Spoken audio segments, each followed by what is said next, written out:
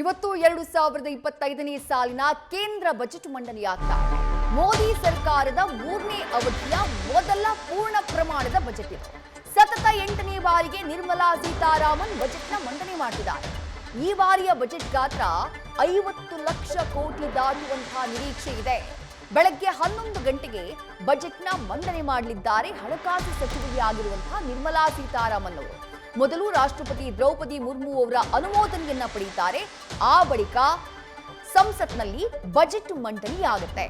ದೇಶದ ಜನರಿಗೆ ಸಾಕಷ್ಟು ನಿರೀಕ್ಷೆಗಳಿದ್ದಾವೆ ಈ ಬಾರಿಯ ಪೂರ್ಣ ಪ್ರಮಾಣದ ಬಜೆಟ್ಗೆ ಸಂಬಂಧಪಟ್ಟ ಹಾಗೆ. ಇತ್ತೀಚಿನ ದಿನಗಳಲ್ಲಿ ಆಗಿರುವಂತಹ ಬೆಲೆ ಏರಿಕೆಯ ಬರೆ ಏನಿದೆ ದೇಶದ ಜನರಿಗೆ ಆಘಾತವನ್ನ ನೀಡಿದೆ. ಹಾಗಾಗಿ ಕೇಂದ್ರ ಸರ್ಕಾರದ ಮೇಲೆ ಸಾಕಷ್ಟು ನಿರೀಕ್ಷೆಗಳಿದ್ದಾವೆ. ಬೆಲೆ ಏರಿಕೆಯ ಆ ಬರೆ ಕಡಿಮೆಯಾಗಬಹುದಾ ಅನ್ನುವಂತಹ ನಿರೀಕ್ಷೆಯಲ್ಲಿ ಜನರಿದ್ದಾರೆ. ಇನ್ನು GST ವಿಚಾರವಾಗಿ ಎದ್ದಿರುವಂತಹ ಗೊಂದಲಗಳು, ಜನರಿಗಿರುವಂತಹ ಆಕ್ರೋಶ, ಅದಕ್ಕೆ ಮದ್ದನ್ನ ಅರಿಯುವಂತಹ ಕೆಲಸವನ್ನ ಕೇಂದ್ರ ಸರ್ಕಾರ ಮಾಡುತ್ತಾ ಆ ನಿಟ್ಟಿನಲ್ಲೂ ಕೂಡ ದೇಶದ ಜನರಿಗೆ ನಿರೀಕ್ಷೆಗಳಿದ್ದಾವೆ. ನ್ಯೂಸ್ ಡೆಸ್ಕ್ ಇಂದ ಮತ್ತಷ್ಟು ಡೀಟೇಲ್ಸ್ ನಮ್ಮ ಪ್ರತಿನಿಧಿ ಜಗದೀಶ್ ನೀಡ್ತಾ ಹೋಗ್ತಾರೆ. ಜಗದೀಶ್, ಬೆಟ್ಟದಷ್ಟು ನಿರೀಕ್ಷೆಗಳಿದ್ದಾವೆ. ಆ ನಿರೀಕ್ಷೆಗಳು ಏನೇನು, ಯಾವುದನ್ನ ಕೇಂದ್ರ ಸರ್ಕಾರ ಇವತ್ತು ಟಚ್ ಮಾಡುವಂತಹ ಅಥವಾ ಅದನ್ನ ಈಡೇರಿಸುವಂತಹ ಸಾಧ್ಯತೆ ಇದೆ ಬಜೆಟ್ನಲ್ಲಿ, ವಿವರವಾಗಿ ತಿಳಿಸ್ತಾ ಹೋಗ್ಬೋದಾ ಜಗದೀಶ್? ಖಂಡಿತವಾಗ್ಲೂ ವಿದ್ಯಶ್ರೀ, ಈಗಾಗಲೇ ಏನಂತಂದರೆ 11 ಗಂಟೆಗೆ ಕೇಂದ್ರದ ಬಜೆಟ್ ಆರಂಭ ಆಗುತ್ತೆ. ಕೇಂದ್ರದ ಬಜೆಟ್ ಮೇಲೆ ಜನಸಾಮಾನ್ಯರಾಗಿರ್ಬೋದು ಅಥವಾ ಅಂದರೆ ಇಂಡಸ್ಟ್ರಿಯಲಿಸ್ಟ್ಗಳಿಗಾಗಿರ್ಬೋದು ದೊಡ್ಡ ಮಟ್ಟದಲ್ಲಿ ನಿರೀಕ್ಷೆಗಳನ್ನು ಇಟ್ಕೊಳ್ಳಲಾಗ್ತಾ ಇದೆ. ಯಾಕಂದರೆ ನೀವು ಕಳೆದ 1 ವರ್ಷದಿಂದ ಮಾಹಿತಿಯನ್ನು ನೋಡ್ತಾ ಹೋದರೆ ಅತಿ ಕಡಿಮೆ GDP ದಾಖಲಾಗುವ ಮೂಲಕವಾಗಿ 6.4 ದಾಖಲಾಗುವ ಮೂಲಕವಾಗಿ ಜನಸಾಮಾನ್ಯರಿಗೆ ದೊಡ್ಡ ಮಟ್ಟದಲ್ಲಿ ಏನಂದರೆ ಹೊಡೆತ ಬಿದ್ದಿದೆ. ಮತ್ತು ಅದ್ರ ಜೊತೆಗೆ ಆ ಹಣದುಬ್ಬರವೂ ಸಹಿತ ದೊಡ್ಡ ಮಟ್ಟದಲ್ಲಿ ಆಗ್ತಾ ಇದೆ. ಮತ್ತೊಂದು ಕಡೆಗೆ ಡಾಲರ್ನ ಏನಂದರೆ ನಿರಂತರವಾಗಿ ಏನಂತಂದರೆ ಭಾರತೀಯ ಮೌಲ್ಯ ಕುಸಿತಾ ಇರುವಂತಹ ಕಾರಣಕ್ಕಾಗಿ ಅದು ಸಹಿತ ಏನಂದರೆ ನೇರವಾಗಿ ವಿದೇಶಿ ವಿನಿಮಯ ಮೇಲೆ ನೇರವಾದಂತಹ ಹೊಡೆತ ಬೀಳ್ತಾ ಇದೆ. ಇದೆಲ್ಲದರ ಲೆಕ್ಕಾಚಾರವನ್ನು ನೋಡ್ತಾ ಹೋದರೆ ಈ ಬಾರಿ ನಿರ್ಮಲಾ ಸೀತಾರಾಮನ್ ಅವರು ಟ್ಯಾಕ್ಸ್ ಮೇಲೆ ಹೆಚ್ಚಿನ ಗಮನವನ್ನು ಕೊಡ್ತಾರಾ ಅನ್ನುವಂತಹ ಪ್ರಶ್ನೆಗಳು ಸಹಿತ ಮೂಡ್ತಾ ಇದ್ದಾವೆ. ಯಾಕಂದರೆ ಬಹಳಷ್ಟು ಜನ ಏನಂದರೆ ಆರ್ಥಿಕ ತಜ್ಞರು ಹೇಳುವಂಥದ್ದು ಏನಂದರೆ ಈ ಬಾರಿಯ ತೆರಿಗೆಯ ನೀತಿಗಳ ಮೇಲೆ ಬದಲಾವಣೆ ಮಾಡಿಲ್ಲ ಅಂತಂದರೆ ಜನಸಾಮಾನ್ಯರಿಗೆ ದೊಡ್ಡ ಮಟ್ಟದಲ್ಲಿ ಹೊಡೆತ ಬೀಳುತ್ತೆ. ಮತ್ತು ಅದರ ಜೊತೆಗೆ ಮುಂದಿನ ದಿನಗಳಲ್ಲಿ ಹಣದುಬ್ಬರ ಮತ್ತಷ್ಟು ಹೆಚ್ಚಿಗೆ ಆಗುವಂತಹ ನಿರೀಕ್ಷೆಗಳಿದ್ದಾವೆ ಅಂತ ಹೇಳಲಾಗ್ತಾ ಇದೆ. ಹಾಗಾದರೆ ಬಹಳಷ್ಟು ಇಂಪಾರ್ಟೆಂಟ್ ವಿಚಾರಗಳು ಯಾವ್ಯಾವುದು ಅಂದರೆ ಜನಸಾಮಾನ್ಯರಿಗೆ ನೇರವಾಗಿ ರೀಚ್ ಆಗುವಂತಹ ಪಾಯಿಂಟ್ಸ್ಗಳು ಯಾವ್ಯಾವು ಅಂತ ನೋಡ್ತಾ ಹೋದರೆ,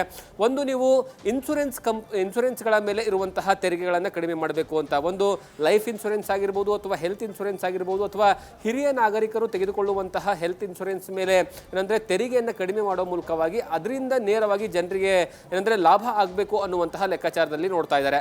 ಮತ್ತೊಂದು ಏನಂದರೆ ಇಂಡಸ್ಟ್ರಿಯಲ್ ವಿಚಾರವಾಗಿ ಹೇಳ್ತಾ ಹೋದರೆ, ಯಾಕಂದರೆ ನೀವು ಯಾವುದೇ ಒಂದು ಇಂಡಸ್ಟ್ರಿಯಲ್ ಹೋಗಬೇಕಾದ್ರೂ ಸಹಿತ ಹೆಚ್ಚಿನ ಪ್ರಮಾಣದಲ್ಲಿ ಈಗ ತೆರಿಗೆಯ ವಿಚಾರವಾಗಿ ಏನಂದರೆ ದೊಡ್ಡ ಮಟ್ಟದಲ್ಲಿ ಹೊಡೆತ ಬೀಳ್ತಾ ಇದೆ.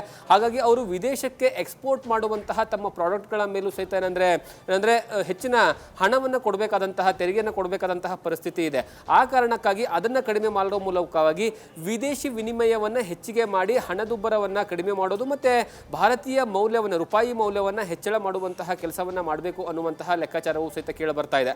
ಮತ್ತೊಂದು ಪೂರ್ತಿ ಅಂದರೆ ಜನಸಾಮಾನ್ಯರು ಕೆಳ ಹಂತದವರಿಗೆ ಏನಂದರೆ ಮನೆ ಇಲ್ಲದವರಿಗೆ ಮನೆ ಹೊಸದಾಗಿ ತೆಗೆದುಕೊಳ್ಬೇಕು ಅನ್ನೋರಿಗೂ ಸಹಿತ ಏನಂದರೆ ಟ್ಯಾಕ್ಸಲ್ಲಿ ಏನಂತಂದರೆ ಕಡಿಮೆ ಮಾಡಬೇಕು. ಆ ಮೂಲಕವಾಗಿ ಜನರಿಗೆ ಗೃಹ ಸಾಲವನ್ನು ಪಡ್ಕೊಂಡಂಥವ್ರಿಗೆ ಏನಂದರೆ ತೆರಿಗೆಯ ರೂಪದಲ್ಲಿ ಕಟ್ಟುವಂತಹ ಅಮೌಂಟ್ ಏನಂದರೆ ಆ ಸ್ಲ್ಯಾಬ್ ಏನಿದೆ ಸ್ಲ್ಯಾಬನ್ನು ಚೇಂಜ್ ಮಾಡಬೇಕು, ಅದನ್ನು ಏನಂದರೆ ಏರಿಕೆ ಮಾಡಬೇಕು ಅನ್ನುವಂತಹ ಕೂಗು ಸಹಿತ ಕೇಳಿಬರ್ತಾ ಇದೆ. ಹಾಗಾಗಿ ಅದರ ಬಗ್ಗೆಯೂ ಸಹಿತ ಈ ಬಾರಿ ಏನಂದರೆ ಬಜೆಟ್ನಲ್ಲಿ ತೆಗೆದುಕೊಂಡು ಬರುವಂತಹ ನಿರೀಕ್ಷೆ ಇದೆ. ಮತ್ತು ನಿನ್ನೆ ಪ್ರಧಾನಿ ನರೇಂದ್ರ ಮೋದಿ ಅವರು ಏನಂದರೆ ಬಜೆಟ್ ಸೆಷನ್ ಆರಂಭ ಆಗೋಕ್ಕಿಂತ ಮುಂಚಿತವಾಗಿ ಒಂದು ಏನಂದರೆ ಸ್ಟೇಟ್ಮೆಂಟನ್ನು ಕೊಡ್ತಾರೆ. ಅಂದರೆ ಲಕ್ಷ್ಮಿಗೆ ಸಂಬಂಧಪಟ್ಟಂತಹ, ಮಹಾಲಕ್ಷ್ಮಿಗೆ ಸಂಬಂಧಪಟ್ಟಂತಹ ಒಂದು ಸ್ಟೇಟ್ಮೆಂಟನ್ನು ಕೊಡೋ ಮೂಲಕವಾಗಿ ಅಂದರೆ ಜನಸಾಮಾನ್ಯರು, ಮಧ್ಯಮ ವರ್ಗದವರು ಮತ್ತು ಕೆಳವರ್ಗದವರು, ಈ ಕೆಳವರ್ಗ ಮತ್ತು ಮಧ್ಯಮ ವರ್ಗದ ಮೇಲೆ ಹೆಚ್ಚಿನ ಗಮನವನ್ನು ಹರಿಸ್ತೀವಿ ನಾವು 3ನೇ ಅವಧಿಯ ಮೊದಲ ಪೂರ್ಣ ಬಜೆಟ್ನಲ್ಲಿ ಅನ್ನುವಂತಹ ವಿಚಾರವನ್ನು ಒಂದು ಹಿಂಟನ್ನು ಕೊಟ್ಟಿದ್ದಾರೆ. ಆ ಮೂಲಕವಾಗಿ ಮಧ್ಯಮ ಮತ್ತು ಕೆಳ ಜನಸಾಮಾನ್ಯರೇನಿದ್ದಾರೆ ಅಂದರೆ ಕೆಳವರ್ಗದವರು ಏನಿದ್ದಾರೆ ಜನ, ಅವರಿಗೆ ಈ ಬಾರಿಯ ಬಜೆಟ್ನಲ್ಲಿ ಬಂಪರ್ ಆಫರ್ ಸಿಗುವಂತಹ ನಿರೀಕ್ಷೆಗಳು ಈ ಬಾರಿಯ ಬಜೆಟ್ನಲ್ಲಿ ನಿರೀಕ್ಷೆಯನ್ನು ಮಾಡಲಾಗ್ತಾ ಇದೆ.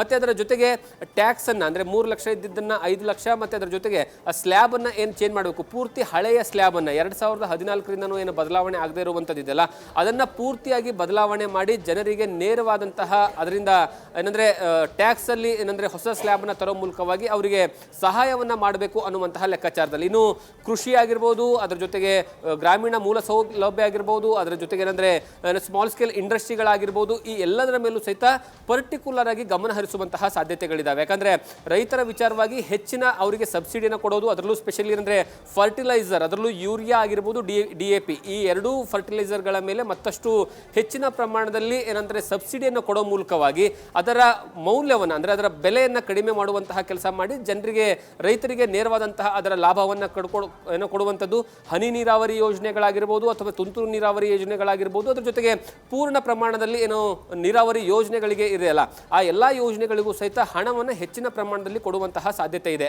ಮತ್ತು ಕಳೆದ 2-3 ಬಜೆಟ್ಗಳನ್ನು ಅಬ್ಸರ್ವ್ ಮಾಡ್ತಾ ಹೋದರೆ ಸೋಲಾರ್ಗೆ, ಅದ್ರ ಜೊತೆಗೆ ಡ್ರೋನ್ ಏನಂದರೆ ಕೃಷಿಗೆ ಡ್ರೋನ್ ಮೂಲಕವಾಗಿ ಕೃಷಿಯನ್ನು ಮಾಡೋದು ಅಂದರೆ ಕೆಮಿಕಲನ್ನು ಸಿಂಪಡಿಸುವಂತಹ ಕೆಲಸಕ್ಕೆ ಅಂದರೆ ಡ್ರೋನ್ ಬಳಕೆಯನ್ನು ಮಾಡ್ಕೊಳ್ಳೋದಕ್ಕೆ ಏನಂದರೆ ಹೆಚ್ಚಿನ ಅವಕಾಶ ಏನು ಕೊಡಲಾಗಿತ್ತು, ಅದಕ್ಕೆ ಮತ್ತಷ್ಟು ಹೆಚ್ಚಿನ ಅವಕಾಶವನ್ನು ಕೊಟ್ಟು ಅದಕ್ಕೆ ಹೆಚ್ಚಿನ ಸಬ್ಸಿಡಿಯನ್ನು ಕೊಡುವಂತಹ ಕೆಲಸವನ್ನು ಮಾಡುವಂತಹ ಸಾಧ್ಯತೆಗಳಿದ್ದಾವೆ.